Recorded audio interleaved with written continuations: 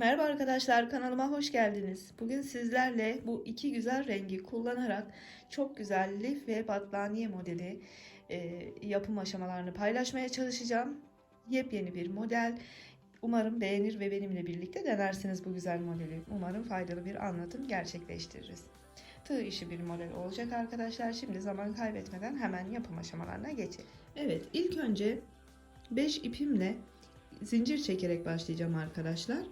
Siz kullanacağınız yere göre zincir sayınızı kendiniz ayarlamanız gerekecek. Ben anlatım yapacağım için bir miktar şöyle, çok da sıkı olmasın çekeceğiniz zincir. Bir miktar zincir çekeceğim ve sonrasında modelimizi kurmaya başlayacağız arkadaşlar. Ben zincirimi tamamlayıp hemen geliyorum. Bu kadar zincir benim anlatımım için yeterli. Daha sonrasında kamera arkasında büyük bir parça örüp sizlerle tekrardan paylaşacağım her zaman olduğu gibi. Şimdi son zinciri çektikten sonra parmağınızı şöyle son çektiğiniz ilmeğin üzerine koyun arkadaşlar. 1, 2, 3, 4, 5 ve 6 zincir çekiyorum tekrardan. Ve buradaki parmağımın üzerine koyduğum ilmeğin içine batarak buraya ikili trabzan yapıyorum. Bir tane zincir çekip arada bir tane ilmeği boş bırakıp ikinciye geçerek tekrar ikinci bir trabzan yapıyorum. Tekrardan bir zincir, bir tane ilmek boşta, diğerine geçerek yine bir ikili trabzan. Bu sıramız bu şekilde aralara bir zincir çekip ve bir ilmek atlayarak kutucuklar oluşturarak sona kadar geleceğiz arkadaşlar. Evet, sıra sonuna geldim. Şimdi bir zincir çekmiştim, 2 oldu, 3 ve 4 tane zincir çekerek geriye dönüyorum. İlk kutucuğumun ilk trabzanının tepesine batarak buraya bir trabzan yapıyorum arkadaşlar. Burada bir kutucuğumuz daha olacak başlangıç bölümünde. Şimdi ipimi tığımın üzerine aldım ve yandaki kutucuğun içine şöyle biraz uzunca ilmekler çekip çıkarıyorum. 2 oldu, 3, 4 ve 5. 5 tane doldurduktan sonra buraya şöyle puflarımı çıkarıyorum. 2 ilmeğim kalıyor. Daha sonra da 2 ilmeği çıkararak bir puf örgü yapıyorum. Tekrardan ipimi tığımın üzerine aldım ve yandaki trabzanımın içine batarak buraya yine bir ikili trabzan örüyorum. Araya bir zincir çekiyorum. Bakın, bir sonraki trabzanımın tepesine batıyorum. Buraya yine bir kutucuk oluşturuyoruz. Yandaki kutucuğumun içine yine puf örgümü örüyorum. 1 oldu, 2, 3, 4 ve 5 kez dolduruyorum. Puflarımı, aldığım ilmekleri yani bir seferde çıkarıyorum. Geriye 2 ilmeğim kalıyor. Daha sonra da o 2 ilmeği toplayıp sabitliyorum. Yandaki trabzanımın tepesine batarak bir trabzan, araya bir zincir, sonraki trabzanıma geçip araya bir kutucuk ve bu kutucuğun içine yine bir puf örgü. 1, 2, 3, 4 ve 5. İlmeklerimi hepsini birden çıkarıyorum. Kalan 2 ilmeğimi sonrasında alıp sabitliyorum. Trabzanımızın tepesine bir trabzan, araya bir zincir, sonraki trabzanımıza geçip yandaki kutucuğa yine puf örgü yapacağız arkadaşlar. Bu sıralamayla ilk üçünü nasıl yaptıysak bu sıralamayla sıra sonuna kadar geleceğiz. Bu sırayı tamamlayıp dönüşte tekrar birlikte olalım. Evet, sıra sonuna geldim. Bir zincir çektim. Ben bir kutucuk fazla yapmışım arkadaşlar. Siz ikişer kutu hesaplayarak yaparsanız tam denk gelir. Şimdi burayı bırakacağım ben. Şu kutucuğumu son trabzan olarak sayıp bunun tepesine batıyorum. Ve buraya yine bir trabzan yapıp şunu yok sayalım. Ve buradan sonda da bir kutucuk yaparak baştaki gibi burada bitiriyoruz. Yalnız şu 2 ilmeğim kalacak. İp değiştireceğim. Şimdi tarçın rengi ipimi alıyorum. Şöyle altta biraz pay bırakarak başlarsanız daha sonrasında her sırada ip değiştireceğimiz için bu fazladan kalan ipleri daha sonra bir miktar arada yürüttükten sonra kenar kısmında kaybedebilirsiniz arkadaşlar. Şimdi bu iki ilmeğimi tarçın rengimle çıkarıyorum ve 1, 2, 3, 4 tane zincir çekiyorum. Şu krem ipimi de bej ipimi de çekerek burayı sıkıştırıyorum ve şimdi dönüyoruz. Bu ipimizi, kremi artık burada yürütmeyeceğiz. Bunu da buradan kesiyorum bir miktar. Dediğim gibi daha sonra arada çekerek kaybedebilirsiniz. Çünkü bej ipimizle tekrar bu sıradan tekrardan bağlayıp başlamamız gerekiyor. Onun için kestim bunu ve döndüm arkadaşlar 4 zincirle. Şimdi buradaki ilk trabzanımın bakın tepesine batıyorum. Buraya yine bir kutucuk oluşturmuş olduk ilk başa. Şimdi ipimi aldım tığımın üzerine. Buradaki puf örgümüzün şöyle yanlamasını arkadaşlar tam arasından geçirerek zaten yerini tığınız bulacaktır. Şöyle orta kısmından bakın geçirerek buraya puf örgü yapmaya başlıyorum. Burayı biraz daha uzun yaparsanız, çekerseniz ilmekleri daha iyi olur. Aynı yerden tekrar geçiyorum. İkinciyi yapacağım. 2, aynı yerden tekrar 3, 4 ve 5. 5 tane buraya da doldurmuş oldum. Alttakinden krem puflarımızdan biraz daha uzun. Yine bunu 2 seferde çıkarıyorum. Önce puflarımı, daha sonra da kalan 2 ilmeğimi çekip çıkarıyorum. Görüntüsü bu şekilde olacak arkadaşlar. Şimdi buradan ipimi yine tığımın üzerine aldım ve yandaki trabzanımın tepesine batıp buraya bir trabzan yapıyorum. Araya bir zincir, buradan yandaki pufumun olduğu trabzanımın tepesine geçiyorum. Yine araya bir kutucuk yapmış olduk. Şimdi de bu pufumun ortasından yine şöyle yanlamasına geçirip buraya doldurmaya başlıyorum puflarımı. 1, 2, 3, 4 ve 5. Yine 2 seferde çıkarıyorum. 1, 2. Yine görüntüsü bu şekilde olacak bakın. Şimdi yine trabzanımın yanındaki trabzanımın tepesine batarak buraya bir trabzan, araya bir zincir ve diğer pufumun olduğu trabzanıma geçiyorum. Araya yine bir kutucuk. Şimdi de bu pufumun arasından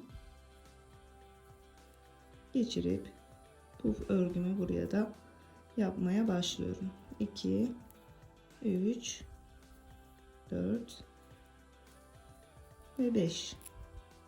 2 seferde çıkarıyorum. Trabzanımın tepesine batıyorum. Bir trabzan yapıyorum buraya. Araya bir zincir ve diğer trabzanıma geçip araya bir kutucuk. Diğer bölümü de, kalan puflarımı da bu tarçın rengimle ilk üçünü nasıl yaptıysam aynı şekilde yapıp sıra sonuna kadar geleceğim. Evet, sona geldim. Bir zincirimi çektim. Sondaki kutucuğumun şöyle bir ikinci zincirinin içine batarak buraya da bir trabzan yapıyorum. Yine şu şekilde çıkarıyorum arkadaşlar. Buraya da bir zincirle burayı sabitliyorum. Yine burayı kesiyorum. Pardon.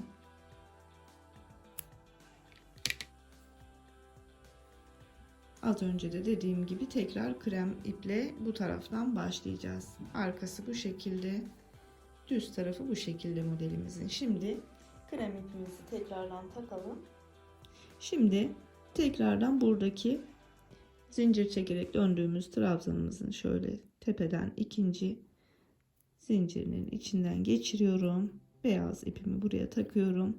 2, 3, 4 tane zincir çekiyorum.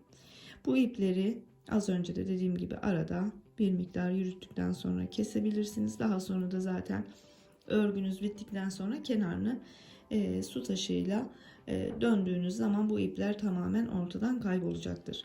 Şimdi 4 zincir çektim ve Yine buradaki bakın trabzanımın tepesine batıyorum.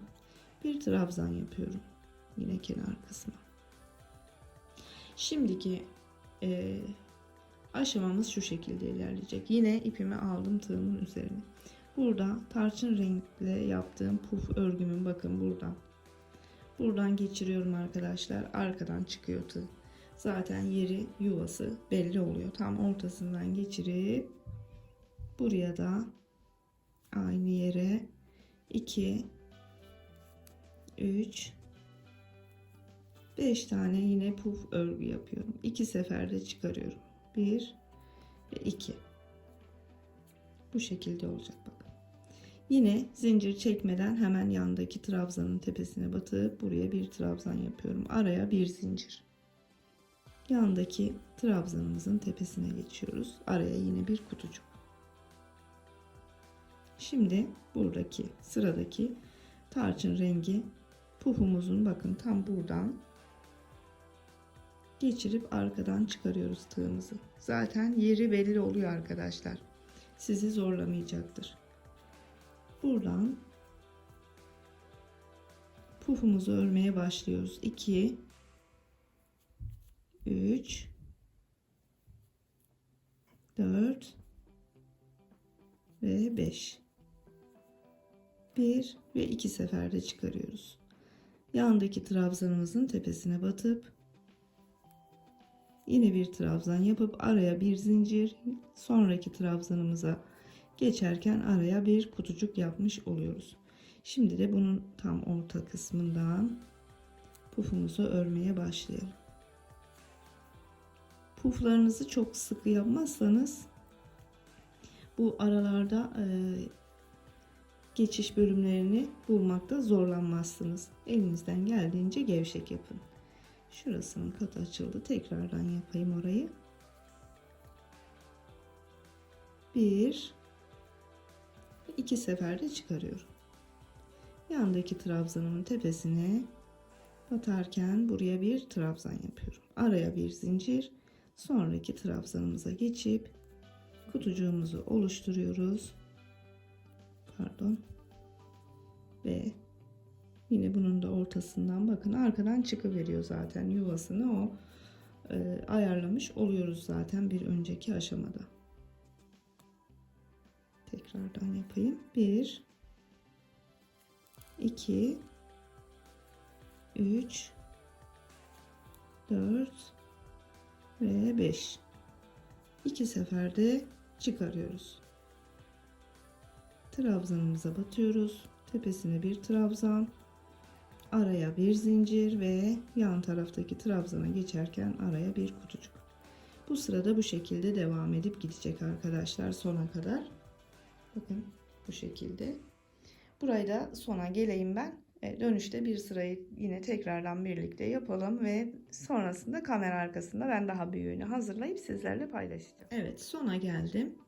Yine araya bir zincir ve buradaki trabzanımın tepesine batarak bir trabzan yapıp bir tane de zincir çekip burayı yine sabitleyip ipimi kesiyorum.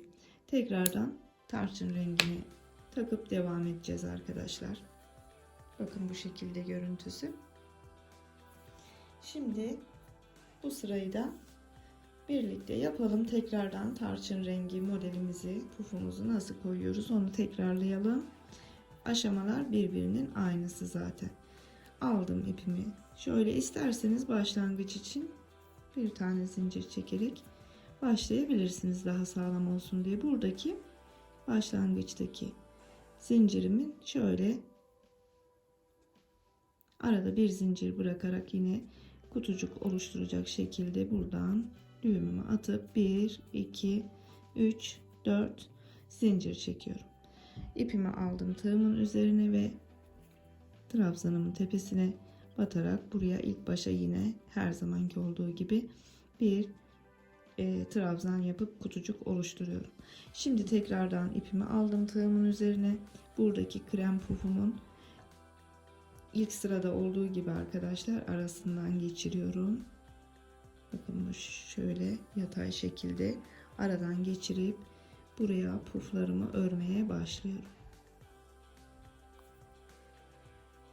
1 2 3 4 ve 5. Arası zaten açık.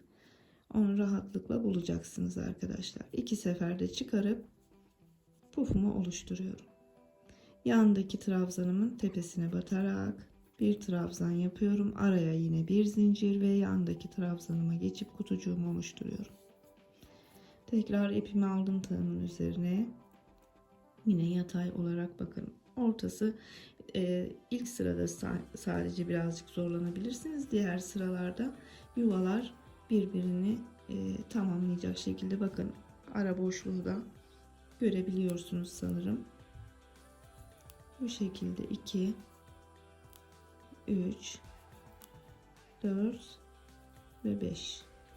Eğer bu modeli 2 seferde çıkarıyorum bu arada. Bu modeli daha kalın iple yaparsanız pufları bir tane eksik doldurabilirsiniz, çok kalın olmasın diye.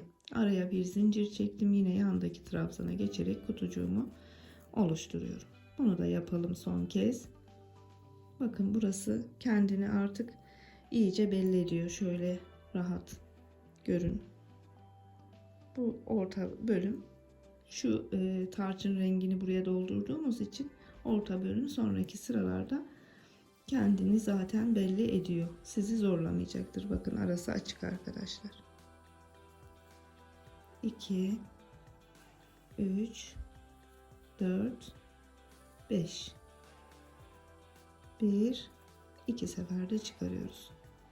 Trabzanımızın tepesine batıp bir trabzan, araya bir zincir, yandakini geçerek kutucuk oluşturuyoruz. Bu sırada böyle gidecek. Sonraki sırada yine krem puflarımızı yapacağız. Daha sonra yine tarçın rengi. Bu şekilde sıralamayla aynı işlemleri yaparak ilerleyecek arkadaşlar. Sıra sonuna geleyim. Bu bölümün görüntüsünü bir görün. Sonra da büyük parçayı ben hazırlayıp sizlerle paylaşacağım. Evet, sıra sonuna geldim arkadaşlar. Modelimiz dediğim gibi bu şekilde ilerliyor. Az sonra büyük parçasını sizlere göstereceğim. Evet, modelimizin ilerlemiş hali bu şekilde oluyor arkadaşlar. Şöyle bakın. Etrafını dört kenarını bitirdikten sonra isterseniz altta ilk başlarken yaptığımız bu kafeslerimizden dolanabilirsiniz. Bu şekilde bitirebilirsiniz. İsterseniz hafif şöyle su taşı görünümünde güzel bir kenarda yapabilirsiniz. Şöyle farklı bir renkle de uygulamıştım bir parça. Onu da görün arkadaşlar. Modelimiz bu şekilde. Ben çok beğenerek yaptım. Yabancı bir kanalda görmüştüm ve sizlerle de paylaşmak istedim. Çok beğendim görünce. Umarım siz de beğenmişsinizdir ve benimle birlikte denersiniz. Bugünlük de bu kadar diyelim. Beni izlediniz, bana zaman ayırdınız. Hepinize çok teşekkür ediyorum. Bir sonraki videomuzda tekrar görüşünceye kadar şimdilik sağlıcakla kalın, hoşça kalın, kendinize çok iyi bakın.